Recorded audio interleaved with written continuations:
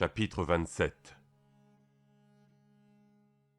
Caëssa était assise à côté du lit, silencieuse et attentive. Ses yeux ne quittaient pas Drus dans son sommeil. 30 points de suture refermaient la blessure sur le large dos du guerrier. La balafre tournait autour de l'omoplate et allait jusqu'à l'épaule, où la blessure était la plus profonde. Le vieil homme dormait, drogué au vin de pavot. Il avait perdu une énorme quantité de sang et s'était évanoui en arrivant à l'hôpital. Caëssa s'était tenue aux côtés de Calvarsine pendant qu'il suturait la plaie. Elle n'avait rien dit. Elle ne s'était même pas assise. Elle n'arrivait pas à comprendre la fascination qu'elle éprouvait pour ce guerrier. Elle ne ressentait certainement pas du désir pour lui. Les hommes n'avaient jamais suscité de désir en elle. De l'amour? Était-ce de l'amour? Elle n'avait aucun moyen de le savoir, n'ayant jamais rien éprouvé de tel. Ses parents étaient morts d'une façon atroce quand elle avait 7 ans. Son père, un fermier placide et paisible, avait essayé d'empêcher des brigands de piller sa grange. Et il l'avait assassinée, sans autre forme de procès. La mère de Caëssa l'avait prise par la main, et elles avaient couru en direction du petit bois sur la falaise. Mais on les avait repérés, et la chasse avait été courte. La femme ne pouvait pas porter sa fille, car elle était enceinte. Mais elle n'avait pas voulu l'abandonner. Elle s'était battue comme un chat sauvage, mais ils la maîtrisèrent, la violèrent et la tuèrent. Pendant tout ce temps, la petite fille était restée cachée sous un chêne, terrorisée, incapable de pousser le moindre cri. Un homme barbu à la laine fétide était finalement venu vers elle et l'avait brutalement tirée par les cheveux. Il l'avait emmenée jusqu'à la falaise et l'avait jetée à la mer. Elle avait manqué de peu les rochers, mais dans sa chute, elle s'était écorché le cuir chevelu et cassé la jambe droite.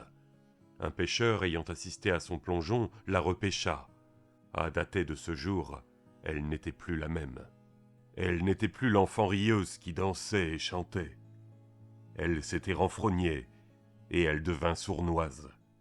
Les autres enfants ne voulaient pas jouer avec elle, et à mesure qu'elle grandissait, elle se retrouva de plus en plus seule. À l'âge de 15 ans, elle tua pour la première fois. Ce fut un voyageur qui l'avait abordée le long de la rivière et lui avait demandé son chemin. Elle s'était faufilée dans son campement pendant la nuit et lui avait tranché la gorge durant son sommeil. Elle était restée à côté de lui et l'avait regardé mourir. C'était le premier d'une longue liste. La mort des hommes la faisait pleurer, et dans ses larmes elle prenait vie, car vivre était devenu l'unique but de Caëssa, et pour cela, il fallait que les hommes meurent. Des années plus tard, après son 20e anniversaire, Caëssa définit une nouvelle condition pour sélectionner ses victimes. Ces hommes devaient avoir envie d'elle. Elle leur permettrait de coucher avec elle, et pendant leurs rêves, évoquant peut-être les plaisirs qu'ils venaient de vivre, elle leur passerait une dague bien effilée sur la gorge. Depuis 6 mois qu'elle avait rejoint la bande de flécheurs, elle n'avait encore tué personne, et Skultik était devenu son dernier refuge. Et pourtant, voilà qu'elle était assise au chevet d'un vieil homme blessé, et qu'elle priait pour qu'il vive. Pourquoi? Elle tira sa dague, et s'imagina trancher la gorge du vieil homme. Généralement, ce fantasme morbide l'excitait, mais ici, il provoqua en elle un mouvement de panique. En esprit, elle voyait Drus assis à côté d'elle dans une chambre sombre, une bûche brûlant dans l'âtre. Il avait un bras autour de son épaule, et elle avait posé sa tête contre sa poitrine. Elle avait déjà imaginé cette scène en plusieurs occasions, mais elle la revoyait comme pour la première fois, car Drus était immense. Dans ses fantasmes, c'était un géant, et elle savait pourquoi. Elle le voyait à travers les yeux d'une enfant de 7 ans. Oryn se glissa doucement dans la pièce. Il était plus maigre à présent, les traits tirés, l'air exténué, et pourtant plus fort que jamais. Ses traits avaient une qualité indéfinissable. Les rides dues à la fatigue le vieillissaient, mais le vrai changement était plus subtil que ça. Il venait de ses yeux. Il avait été un soldat qui rêvait d'être un guerrier, et maintenant, il était devenu un guerrier qui souhaitait être n'importe quoi d'autre. Il avait vu la guerre, la cruauté, la mort et la mutilation. Il avait vu le bec aiguisé des corbeaux s'acharner sur les yeux des morts, et des vers remplir les orbites pustuleuses. Il s'était trouvé lui-même, et ne se posait plus de questions. « Comment va-t-il » demanda-t-il à Caessa. « Il s'en remettra, mais il ne pourra plus se battre pendant des semaines. »« Alors il ne se battra plus jamais, car pour nous les jours sont comptés. Préparez-le pour l'évacuation. »« On ne peut pas le déplacer, » répondit-elle, se tournant vers lui et le regardant pour la première fois. « Il le faut. Nous allons abandonner le mur. Et ce soir, nous nous retirerons. Nous avons perdu près de 400 hommes aujourd'hui. Le mur 4 ne fait que 100 mètres de long. Nous pourrons y résister plusieurs jours. Préparez-le. » Elle acquiesça et se leva. « Vous aussi, vous êtes fatigué, général, » dit-elle. « Vous devriez vous reposer. »« Je le ferai bientôt, » répondit-il, et son sourire fit frissonner Caessa. « Je pense que nous nous reposerons tous bientôt. » Des brancardiers vinrent transférer Druss. Ils le levèrent doucement et l'emmitouflèrent dans des couvertures blanches, afin de le protéger du froid de la nuit. Ils firent un convoi avec d'autres blessés jusqu'au mur 4, où des cordes furent descendues, et les brancards soulevés en silence. Aurine saisit la dernière corde et se hissa sur les remparts. Une main secourable le tira et l'aida à se rétablir. C'était Gilad. « Vous êtes toujours là pour me donner un coup de main, il me semble, Gilad. Non que je m'en plaigne. » Gilad sourit. « Avec le poids que vous avez perdu, général, vous gagneriez la course haut la main aujourd'hui. »« Ah, la course. Il me semble que nous parlons d'une autre époque. Qu'est devenu votre ami, celui avec la hache ? » « Il est rentré chez lui. »« Un homme sage. Pourquoi êtes-vous resté ?» Gilad haussa les épaules. Cette question finissait par l'ennuyer. « C'est une belle nuit, la plus douce de toutes pour le moment, » déclara Aurine. « C'est étrange. Avant, je m'allongeais sur mon lit la nuit pour regarder les étoiles. Elles m'endormaient toujours. À présent, je n'ai plus besoin de dormir. J'ai le sentiment de gâcher ma vie. Est-ce que vous ressentez la même chose ? » ?»« Non, monsieur, je dors comme un loir. »« Bon, eh bien, je vous souhaite une bonne nuit, alors. »« Bonne nuit, monsieur. » Aurine s'en alla lentement, et puis se retourna. « On ne s'est pas trop mal débrouillé, pas vrai ? » dit-il. « Non, monsieur, » répondit Gilad.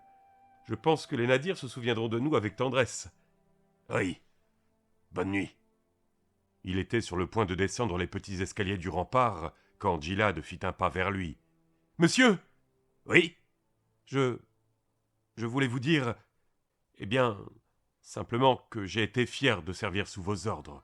C'est tout, monsieur. »« Merci, Gilad. Mais c'est moi qui devrais être fier. Bonne nuit. » Gilad retourna vers le mur, et Togi ne dit rien. Il pouvait cependant sentir les yeux du cavalier posés sur lui. « Eh bien, dis-le » grommela Gilad. « Comme ça, ce sera fait. »« Dire quoi ?» Gilad regarda le visage pâle de son ami, à la recherche d'un signe quelconque d'humour ou de mépris. Mais il ne décela rien. « Je croyais que tu pensais que... Enfin, je sais pas... » dit-il sans conviction. « Le bonhomme a fait preuve de qualité et de courage, et tu le lui as dit. Je ne vois aucun mal à ça. Même si ce n'était pas à toi de le faire. En temps de paix, j'aurais pensé que tu essayais de te faire bien voir, à ramper comme ça afin d'obtenir une faveur. Mais pas ici. Il n'y a rien à gagner ici, et il le savait. Donc c'était bien dit. »« Merci, » déclara Gilad. « Pourquoi ? » ?»« Pour avoir compris. Tu sais, je pense que c'est un grand homme. Plus grand que Druss, peut-être. Il n'a ni le courage de Druss, ni l'habileté d'Ogun, et pourtant il est toujours là. Il essaie encore. Il ne tiendra plus longtemps. Aucun de nous ne tiendra, affirma Gilad. Non, mais lui ne verra même pas le dernier jour. Il est trop fatigué. Il est surtout fatigué là-dedans. Togi se tapa sur la tempe. Je crois que tu as tort. Non, tu ne le crois pas. C'est pour ça d'ailleurs que tu lui as parlé comme tu l'as fait. Toi aussi, tu l'as senti. Drus flottait sur un océan de douleur qui brûlait et déchirait son corps. Sa mâchoire crispée grinçait sous la souffrance atroce qui lui grimpait le long du dos, comme si on y versait lentement de l'acide. Il n'arrivait pas à former des mots, il sifflait entre ses dents. Les visages autour de son lit frémirent et s'agitèrent. C'était tellement brouillé qu'il ne reconnaissait personne. Il sombra dans l'inconscience, mais même là, au plus profond de ses rêves, la douleur le suivit. Il était au centre d'un paysage lugubre de montagnes déchiquetées, qui se dressaient de toute leur noirceur contre le ciel gris et couvert. Drus était allongé sur une montagne, et la souffrance l'empêchait de bouger. Ses yeux se concentrèrent sur un petit bosquet d'arbres foudroyés, qui se trouvait à une vingtaine de pas. Devant eux se tenait une femme vêtue de noir. Elle était maigre, et ses yeux étaient sombres. Elle s'avança et s'assit sur un rocher, baissant les yeux vers le guerrier. « Tout ça pour en arriver là », dit-elle. Sa voix sonnait creux, comme le vent soufflant dans une caverne. « Je vais guérir !» siffla Drus, battant des paupières pour se débarrasser de la sueur qui lui coulait dans les yeux. « Pas cette fois, » répondit la femme. « Tu devrais être déjà mort. »« J'ai déjà été blessé. »« Ah, mais la lame était empoisonnée. De la sève verte venue des marais du nord.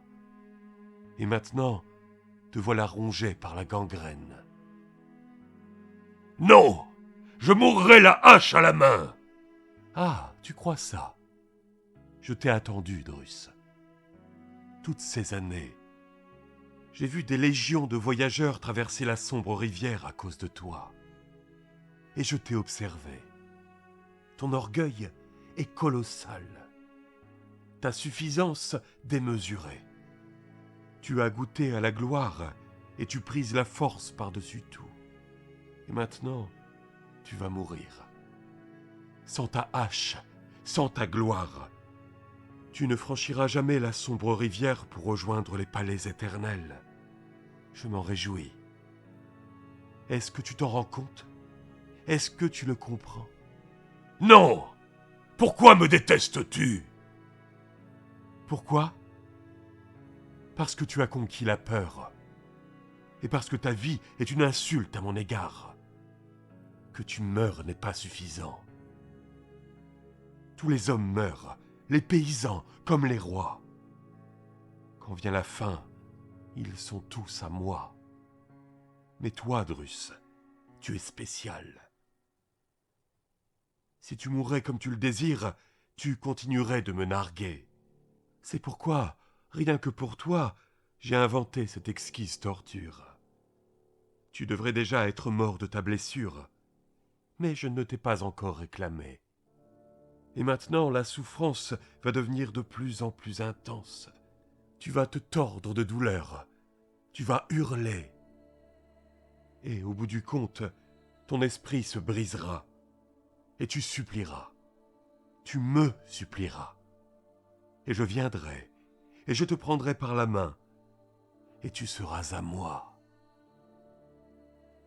Les derniers souvenirs que les hommes garderont de toi seront ceux d'un déchet qui geint et qui pleure.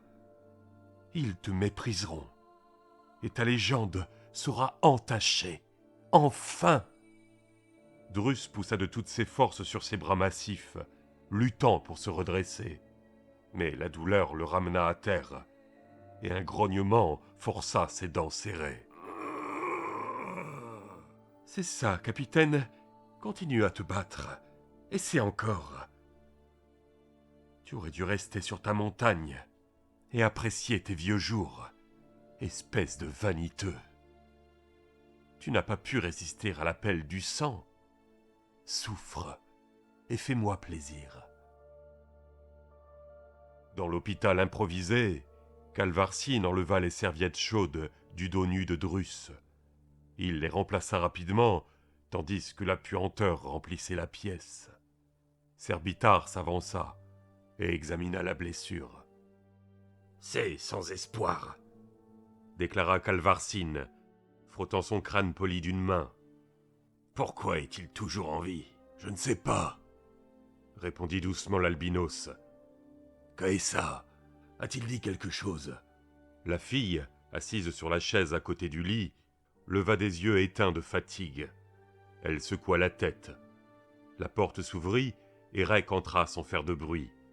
Il leva des sourcils interrogateurs à l'adresse du chirurgien, mais Calvarcine secoua la tête à son tour. « Pourquoi » demanda Rec. « La blessure n'est pas pire que d'autres qu'il a déjà reçues. »« La gangrène. La blessure ne veut pas se refermer, et le poison s'est répandu dans tout le corps. On ne peut plus le sauver. Toute mon expérience acquise au cours de ces 40 dernières années me dit qu'il devrait déjà être mort depuis longtemps. Son corps se putréfie à une vitesse prodigieuse. Il a une sacrée résistance. Combien de temps va-t-il encore tenir ? Il ne passera pas la nuit, répondit le chirurgien. Comment ça se passe sur le mur ? Demanda Servitare. Rec haussa les épaules. Son armure était couverte de sang et ses yeux exténués.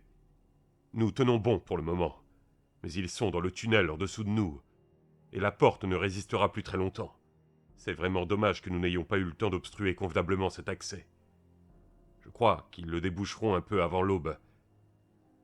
Ils ont déjà détruit une porte poterne, mais Ogun et les autres défendent les escaliers.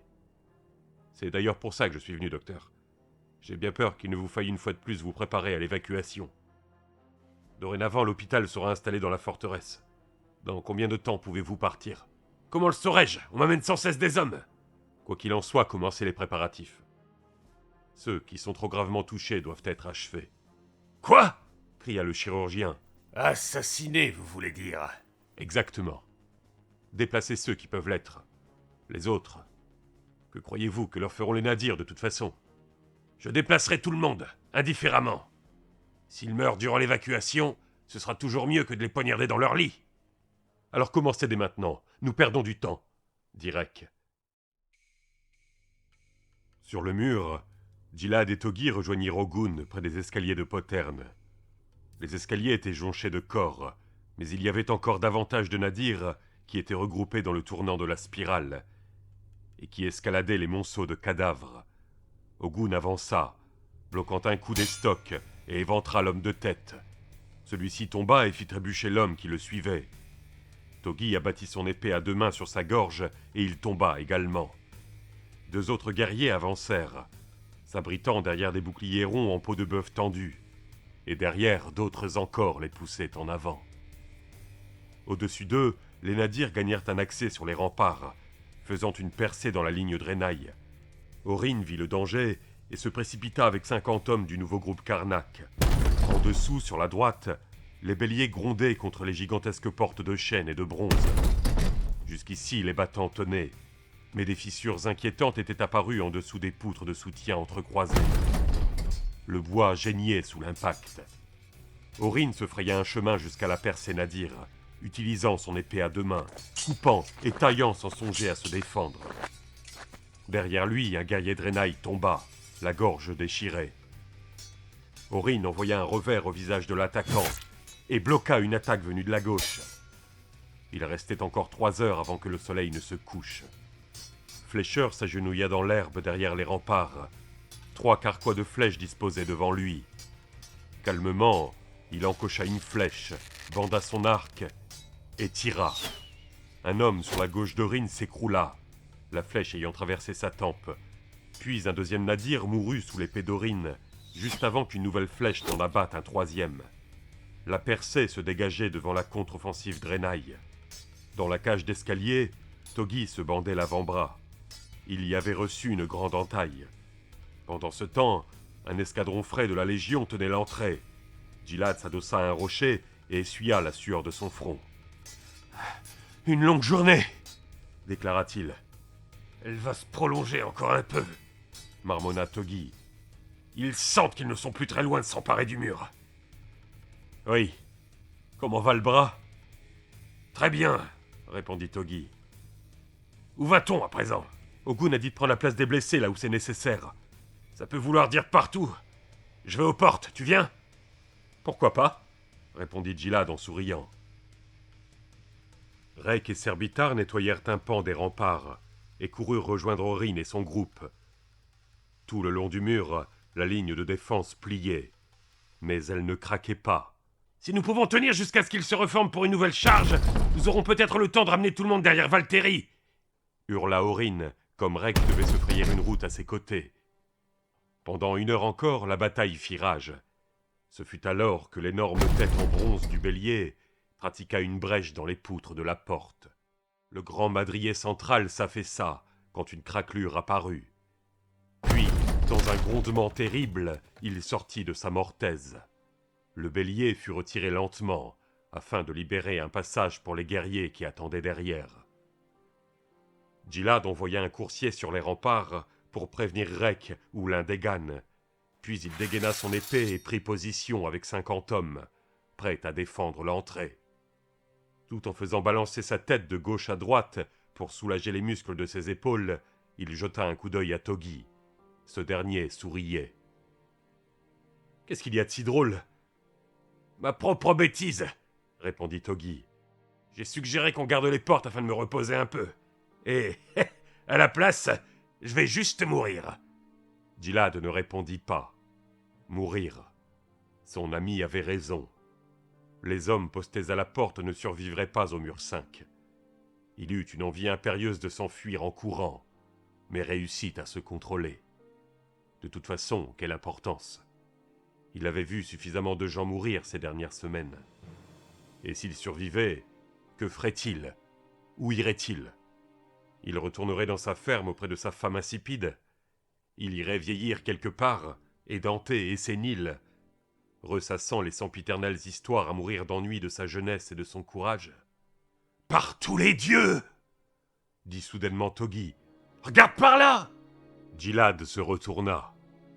Drus marchait lentement dans l'herbe, appuyé sur la fille des hors-la-loi, Kaessa. Il tituba et faillit tomber, mais elle le retint. Quand ils passèrent près d'eux, Gilad ravala son sentiment d'horreur. Le visage du vieil homme semblait creusé. Il était pâle et teinté de bleu, comme un cadavre vieux de 2 jours. Les hommes s'écartèrent, tandis que Kaessa dirigeait Drus vers le centre de la ligne. Là, elle dégaina une épée courte et attendit à ses côtés. Les portes s'ouvrirent et les nadirs se déversèrent. Drus, dans un ultime effort, dégaina Snaga. Il arrivait à peine à voir à travers les brumes de la douleur, et chaque pas supplémentaire que lui avait fait faire la fille avait été une souffrance nouvelle. Elle avait pleuré tout du long en l'habillant, puis l'avait aidé à se relever. Lui-même s'était mis à pleurer, tellement la douleur était insupportable. « Je n'y arriverai pas !» avait-il gémi. « Mais si !» lui avait-elle répondu. « Tu dois y arriver !»« La douleur !»« Ce n'est pas la première fois que tu souffres. Bats-toi !»« Je ne peux plus. Je suis fini !»« Écoute, bon sang, tu es Drus la légende, et il y a des hommes qui meurent dehors. Une dernière fois, Drus, s'il te plaît. Tu ne dois pas abandonner comme le ferait n'importe qui. Tu es Drus. Tu peux y arriver. Arrête-les. Tu dois les arrêter.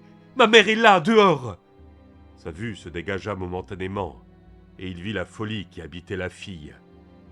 Il ne pouvait pas la comprendre, car il ne savait rien de sa vie, mais il saisit de quoi elle avait besoin. Dans un effort qui lui arracha un cri, il ramena ses jambes sous lui et se leva. Son énorme main s'agrippa à une étagère fixée au mur, afin de se tenir droit. La douleur s'intensifia, mais à présent, il était furieux, et il utilisa sa souffrance pour avancer. Drus prit une profonde inspiration. « Viens, ma petite Kaessa, essayons de trouver ta maman, » dit-il. « Mais il va falloir que tu m'aides. Ma démarche n'est pas très assurée. » Les nadirs se ruèrent à travers les portes sur les lames des Draenei qui les attendaient. Au-dessus d'eux, Rek fut informé de la situation alarmante. Pour le moment, l'attaque sur le mur s'était arrêtée, Les hommes s'étant amassés en dessous dans le tunnel de la porte. « En arrière !» hurla-t-il. « Repliez-vous sur le mur 5 !» Les hommes se mirent à courir dans l'herbe et traversèrent les rues désertes de Delnoch, des rues dont Druss avait fait évacuer les habitants il y avait déjà quelque temps.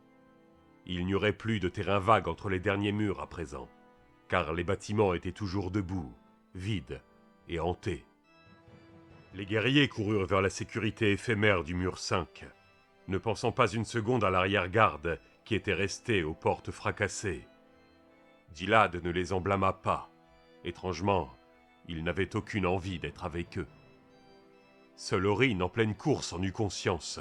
Il fit demi-tour pour les rejoindre, mais Serbitar, qui était à ses côtés, l'attrapa par le bras. « Non !» dit-il. « Cela ne servirait à rien !» Ils se remirent donc à courir. Derrière eux, les nadirs franchirent le mur et les prirent en chasse. Aux portes, le carnage continuait. Druss se battait de mémoire. Il découpait tout guerrier qui s'approchait. Togi mourut d'une lance courte dans la poitrine. Gilad ne le vit même pas tomber. Pour Caessa, la scène était différente. Il y avait 10 brigands, et Druss se battait contre eux. Chaque fois qu'il en tuait un, elle souriait. 8, 9. Le dernier des brigands approcha. Elle ne pourrait jamais oublier cet homme, car il avait tué sa mère. Il avait une boucle d'oreille en or et une balafre de l'œil au menton.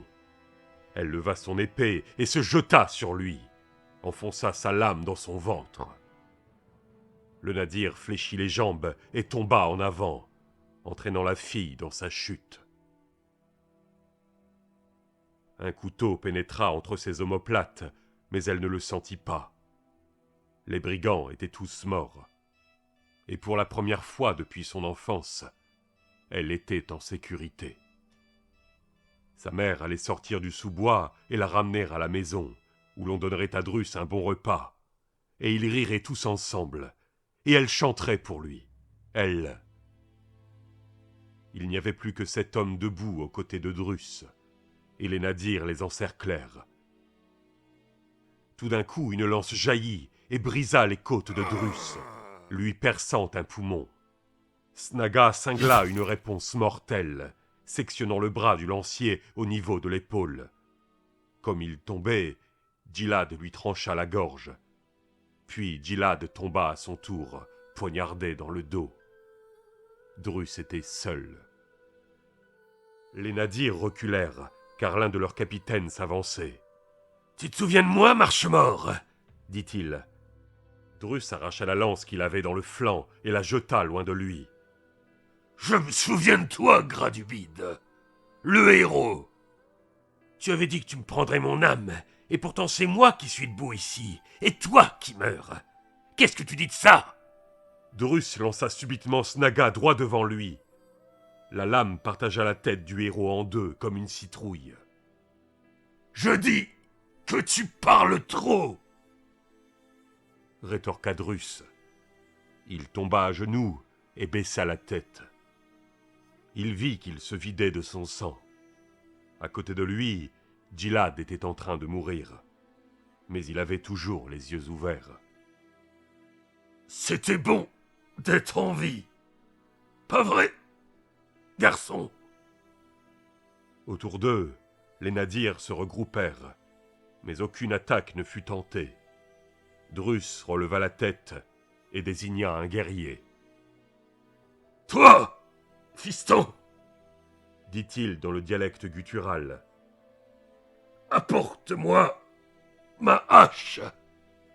L'espace d'un instant, l'homme n'osa pas bouger. Puis, avec un frisson, il dégagea la hache de la tête du héros. « Apporte-la-moi !» ordonna Druss. Comme le jeune soldat avançait, Druss se rendit compte qu'il avait l'intention de le tuer avec sa propre arme. Mais une voix aboya un ordre, et le guerrier se raidit. Il tendit la hache à Druss et battit en retraite. Les yeux de Druss étaient tout embrumés à présent, et il ne pouvait pas discerner qui était la personne qui s'approchait de lui. « Tu t'es bien défendu, Marchemort, » dit Ulrich. Maintenant, tu peux te reposer. Si j'avais encore une once de force, je te tuerais. Marmonna Drus.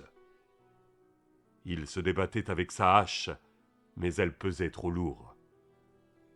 Je sais. Mais, en revanche, j'ignorais qu'il y avait du poison sur la lame de Nogusha. Tu me crois? La tête de Drus s'inclina, et il tomba vers l'avant. Drus, la légende, était mort.